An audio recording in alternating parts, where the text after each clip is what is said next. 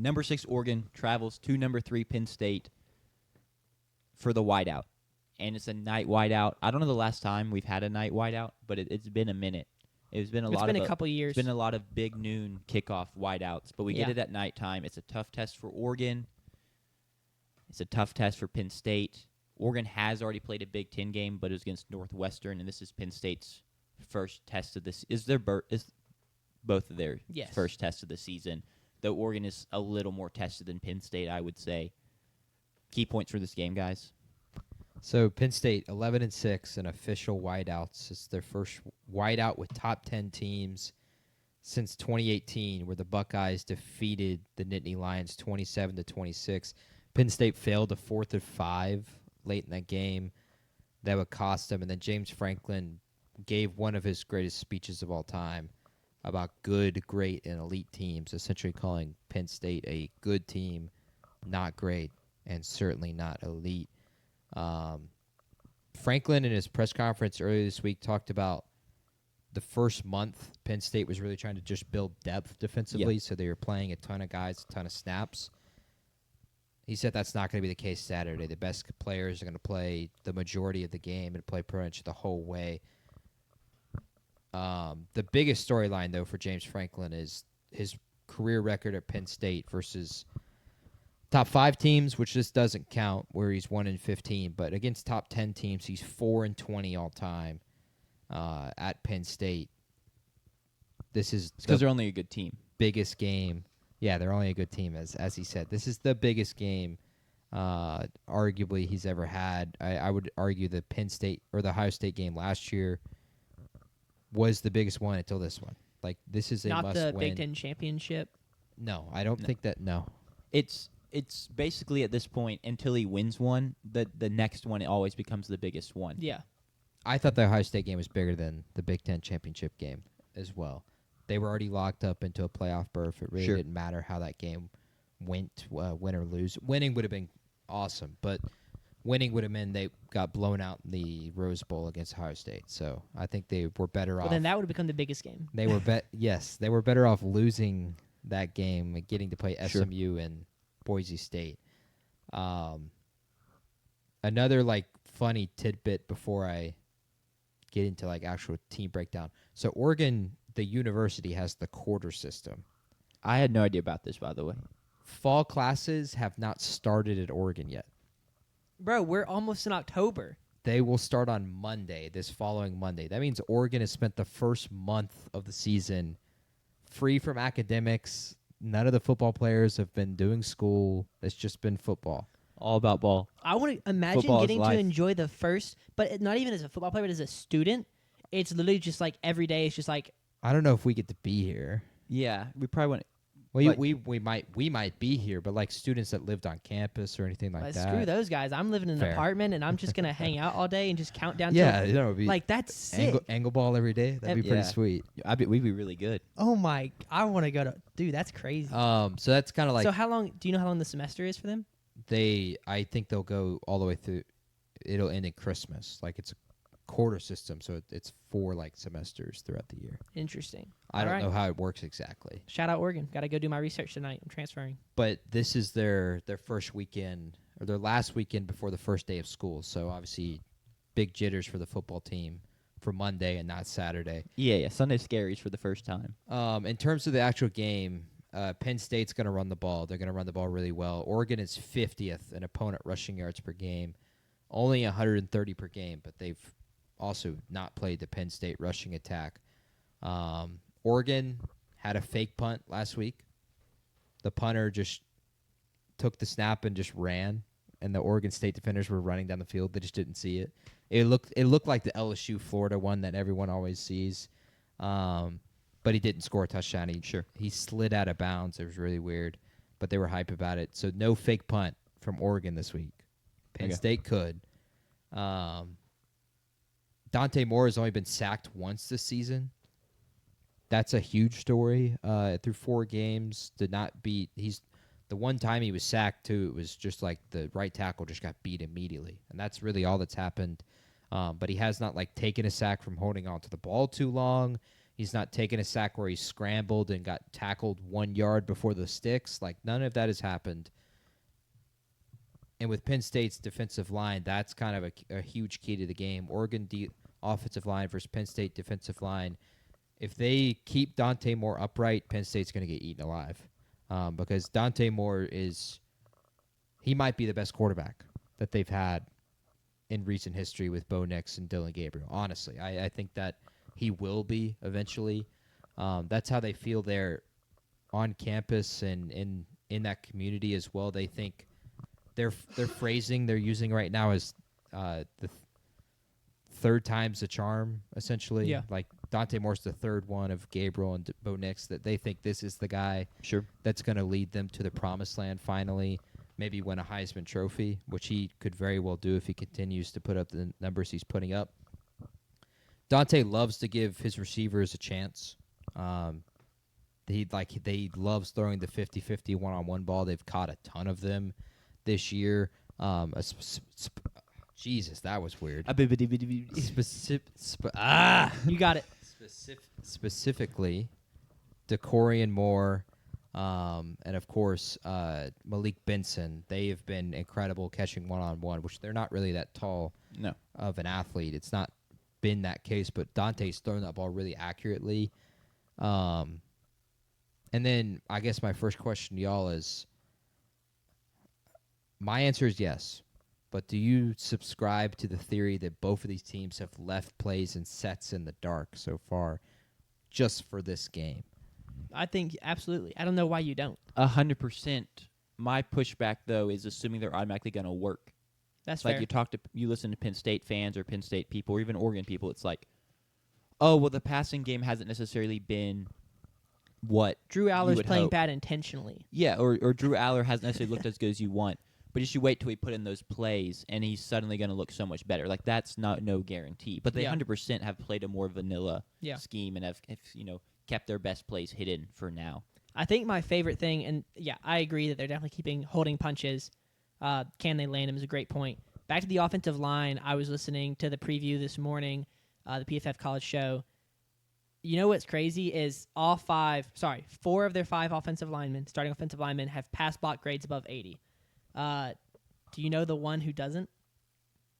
It's Isaiah World, the guy who's like projected to be like a top 20 NFL left tackle, right? Left tackle, yeah. So I just think it's crazy that it's like, if your worst offensive lineman is the guy who's projected to be a first-round draft pick, like, that's a pretty good situation to find yourself in. Agreed. So they do set themselves up very well. But then on the other side, that Penn State defensive line led by Dennis Sutton, I believe. Correct. I thought it was Danny. I believe it's like Dennis Dennis Sutton has been awesome. I don't have his stats put up, but 91.5 PFF grade. He's been very good. Does he wear 11? No, he does not wear 11. Okay. They gave it to a freshman. I think he wears 95. He is just physically massive. I would guess he's 6'5", 6'6", about 290 pounds, and he just from what I've seen so far this season, if I had to imagine what it would feel like to see a black bear running right at me, that's what it would look like. Like, it's just scary. Yeah. Him running at you, and he's fast enough that you're not going to be able to, at least he was faster than the Villanova quarterback, where the Villanova quarterback was not going to escape. Dante Moore, I don't think for me, Dante Moore, his speed doesn't really pop off, so I don't know if he'll be able to escape Denai. But Denai is a key factor this game. I think also Penn State's Mike, Tony Rojas, that dude is fast, unbelievably fast. He had 2 sacks in the Villanova game. He just flies. So how does he play against Oregon's rushing attack? Like, if they are able to keep safeties back, I think it helps them so much in stopping Dante Moore in the passing attack. Being able to have safety help, not having to leave your cornerbacks on islands against Decorian Moore and Benson. So Tony Rojas, how does he play against Oregon's, unfortunately, 3-back attack? I think is another key factor, because if they can keep the safeties back, I think Dante Moore has a problem there. What did you guess his build was? Denied his 6'6", 290. 6'5", 265. Okay. So, and that's according to PFF. The measurements could be slightly off. Still a very large Put guy. pads on him. He looks 6'6", About to 290. say, I've after standing on the field next to football players who are listed at like 6'1" and they look like giants. It's terrifying. So absolutely, he probably plays larger than that. You were gonna say something, or JP? Do you want to answer Tucker's yeah, question? let me answer Yeah, you Tucker's did, question. and I'll ask my question. I think so. Yes, he throws a really good ball. He has good pocket presence. He's made some really tough, accurate NFL throws, but specifically, like I said, his ability to throw. It's not even it's not like the Aaron Rodgers back shoulder fade where it's literally perfect and it's right there as he turns, but it's on that level, at least at a college level. I think he's got to develop a little bit there. I continue to bring this up for a lot of these prospects is I want to see him respond in difficult environments and difficult situations because ultimately I think that's where the best quarterbacks come from is ones that have been through those kinds of moments so that when they get to the league, they understand how those moments work and how to play in those moments. Like Jalen Hurts is a perfect example of it. Went through a lot at Alabama and Oklahoma and was in key moments. It was clutch in key moments on the road, national championship, SEC championship, you name it. At Baylor, his big comeback with Oklahoma. I want to see that from Dante before I name him a star to be. But he's rising, 100% rising. The way I'd argue him and Fernando Mendoza have looked the best in terms of just straight eye test from a quarterback perspective so far this season. They are controlling the pocket really well and throwing it really, really well, really confidently as well. He has conviction. He throws with conviction like Mendoza did. Yeah, Sven's high on Mendoza, saying he's the best quarterback in the I don't disagree with that so at far. all. Okay, question for y'all. So we've just hyped up Dante Moore a lot. Drew Aller has a potential first round buzz as well, but maybe hasn't played as well this year as Dante Moore has. Is it crazy that I don't want to say I trust Dante Moore more than Drew Aller in this matchup because I don't, because he's so young and we've not seen him in this environment. He's a redshirt He's young as a starter. He's not young. Redshirt sophomore.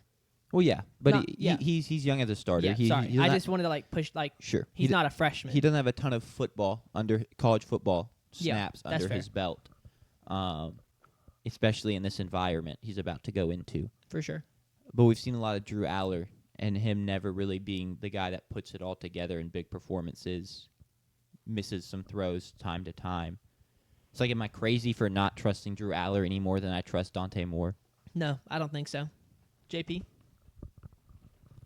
I trust Oregon offensively more. See, I do too. But I think Aller's actually played at the same level he played at the end of last year. Just no one's seen it. Oh, we're good. 911 has been restored in the state of Mississippi. That's big time. I think Did you even know it went out? I got a note. Yeah. I didn't read it earlier. Yeah. I got a notification. 911 is back. That's good. Not the show, which that has gotten a lot of publicity lately. Have you seen the commercial? I think so. Okay. I don't know. Anyway, I Drew can't keep track. Drew Aller, I think he's playing just as well as he was at the end of last year. We just haven't seen him play on the stage yet, like he did in the Big Ten championship. So I would like to see that here this Saturday. Sure. But I trust Oregon offensively more if everything's going right. Yeah. I think that's a better way to frame it than how I put it, because I completely agree.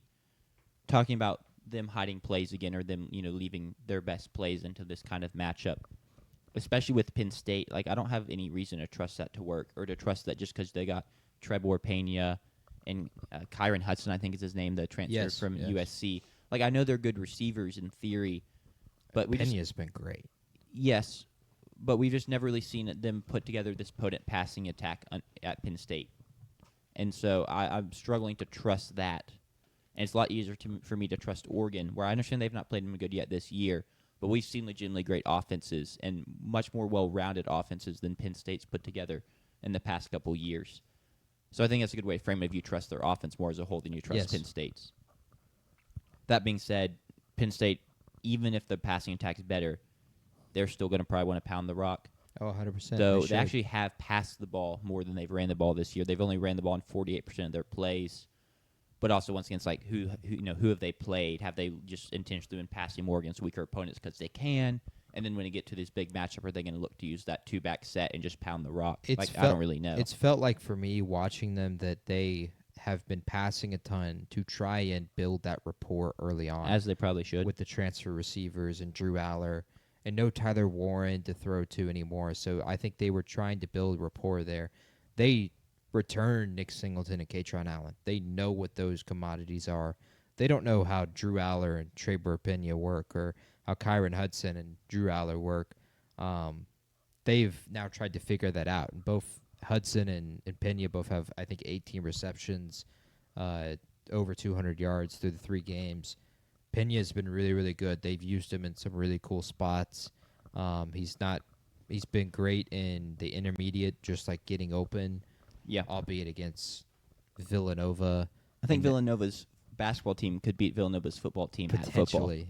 Their quarterback play was atrocious. I'd argue I might have a better chance out there than what their quarterback play was 2 weekends ago. But they've used him really well. I think that's really been the story, that they've been trying to build some confidence and rapport, as I said there. I think they're going to run the ball 60% of the time this weekend. Yeah. I think they can. I think they're able to. They hope they will anyway. With the way Oregon's looked against the running game so far, it's not been great.